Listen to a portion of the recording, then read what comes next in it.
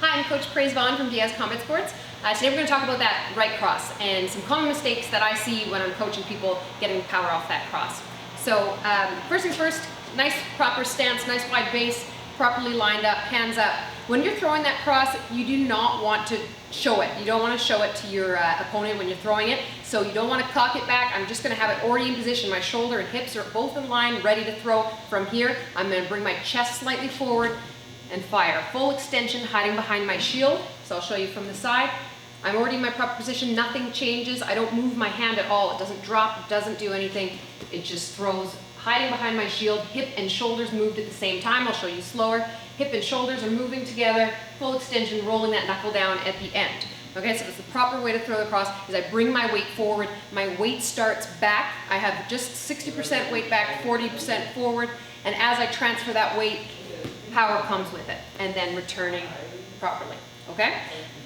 So some of the common mistakes that I see, I would see that people sometimes don't stay low when they go to transfer their weight.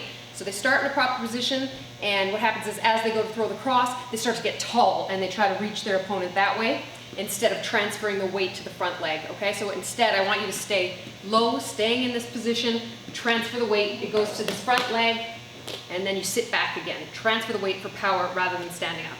Another thing that we see is people not moving their shoulders to reach their opponent. Sometimes we see people dipping, so they go from proper position, everything's fine here, they go to throw, and to reach, they drop the lead shoulder to get there, and we don't want to do that. You don't want to drop, you want to be able to move the shoulder out of the way to reach, okay? So, starting that proper position, move the shoulder, and return. Another thing we see is people turning their face to try and generate power. I feel like it's like they want to throw that punch, so they take their shot and they turn their face to get the right hand to go. And that's really dangerous because you leave yourself wide open. You're not protected by your shield here, and you also can't see what your opponent is doing anymore. So it's really important that you keep your eyes directly on your opponent, straight through. Don't look away, because who knows where your shot's going to end up landing if you're looking somewhere else.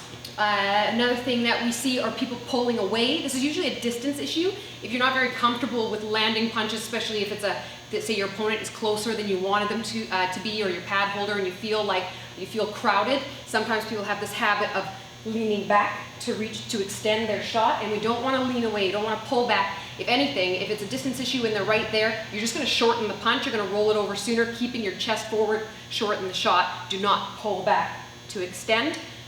So again, keeping that chest forward.